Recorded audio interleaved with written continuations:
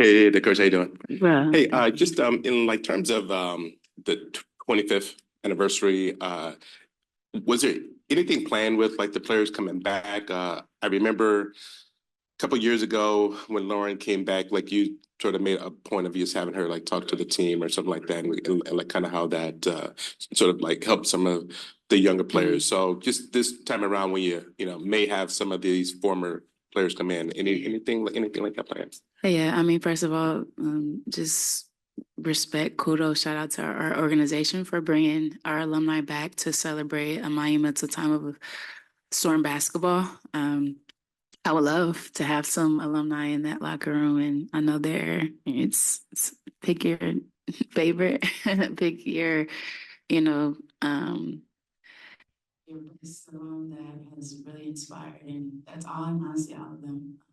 I know I've heard Tina will be here. I saw Tamika Johnson last night. There's a lot of an amazing weekend full of, good festivities and ability to catch up. And I don't know that time will allow, but, depending on how this game goes, maybe bring some good information, some knowledge, and some inspiration to the locker room. Mhm. I don't know if we asked you, what did it mean to you to be part of the 25th anniversary team? Thanks. Also, I saw Super last night. Let me just say that. Super on Sunday. She didn't know it's something to laugh. What did it mean to, sorry, Kevin, what did it mean for me? Yeah, I was surprised. Honestly, there's a lot of amazing women who played, particularly in Seattle. I grew up watching this league, and I know, the giants that have paved the way for me to be, have played 12 seasons and now coaching. And it was an ultimate surprise because there's so many great players that have come through this organization. I know I was a part of a championship team and multiple, one as a coach and a player, and I know that that's legendary within itself. And I know that what I'm doing as a coach now is very historic, being the first Black woman head coach, and I'm honored. I'm grateful to have an opportunity to continue to represent a lot of amazing history and to be a part of history. I'm very humbled. Do you feel sort of a responsibility to the history, based on what this organization has done with you being obviously a big part of a lot of it? Mm-hmm. I do, because heavy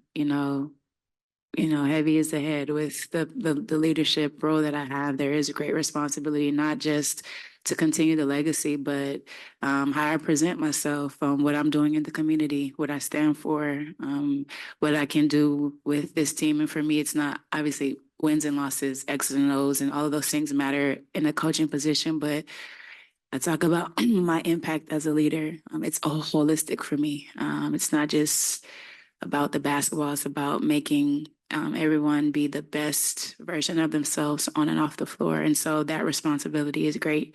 It's not easy. It's one that I hold with high esteem because, this opportunity, it doesn't come all the time for people who look like me or for even any individual. And every day I walk in that and I hold that high. And I'm blessed to have this responsibility. I love it.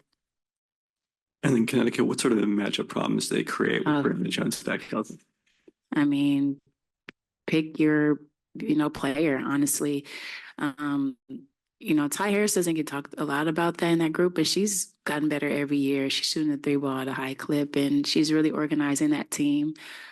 Carrington is playing at a high level, very confident, but what she does on the defensive end really stymies other wing players. And then, DB, AT, and B Jones have played together for such a long time that they are very comfortable with each other. And, they present matchup problems from DB going from the 3 to the 4, and her versatility, from Alyssa Thomas being a point forward and her versatility. And Jones is just very tough and physical, and their paint presence, their paint points, their physicality getting to the free throw line. This is why they're top in these categories, because of their physicality and their matchup issues. And Coach, from the Zoom, Christian had a question, and you may have already touched on this briefly, but looking back on your time in Seattle winning, in 2016 as a player, winning the championship in 18, taking over as head coach after that. In your time in Seattle, how have you grown as a basketball mind and person, most importantly? I've grown tremendously because, starting as a player, you come into a new environment. As an opponent, you understand what Key Arena felt like. And then, now being a part of that and the fans, the organization, everything is top notch. And I grew from, being an outsider to an opponent to being inside and experiencing that feel to now leading the organization. I never thought I would be a head coach. I don't talk a lot. I know that it takes a lot of confidence, a lot of brain work, a lot of acumen, a lot of just presence. And, I've found my voice, and that just came with time and reps and experience and support. And have definitely grown from the standpoint of being a professional in this league and in this city, honestly. All right. Oh, one more question. Who's the new guy? My name is Dylan Ackerman. I'm an intern with the Seattle Times. My question is, obviously today is a celebration of all the great accomplishment, the feats this team has reached in the past 25 years. But for me, I'm just curious, what has sort of this team done for the culture of basketball here in Seattle over these last 25 years? Yeah, I mean, we've been the steady force of professional basketball in the season for a long time.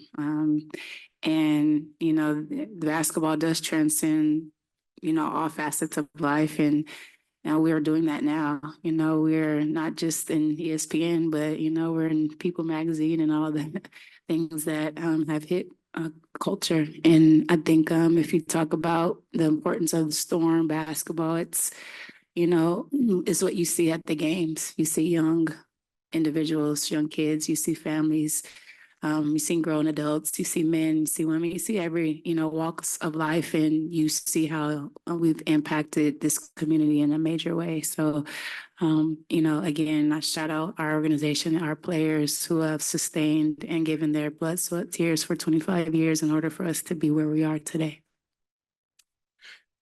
Is there any pressure at all from having these 9 games at home? I mean, obviously it's fantastic and all that, but is there any thought of okay, this is when we need to make a run, this is when we need to sort of make hay here?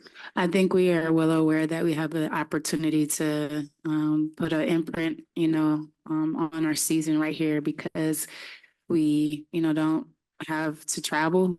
We can stay in the comfort of our home, but it's not about being comfortable. It's about having a mindset of taking advantage of an opportunity to play in front of our fans, to use that momentum, to use that energy to drive us, within these games, and, having practice time and having ability to get better the times that we hadn't had early on in the season. So we're taking it day by day, but we are well aware of this is a stretch that we can potentially do really good things.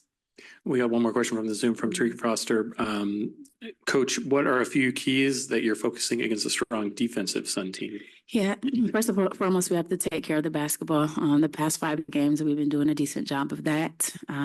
We have to make sure we're on our front foot and be aggressive. We will see traps, we will see hard hedges, we will see physicality. And in order to neutralize that, some of that, we have to make sure we're playing in transition a little bit.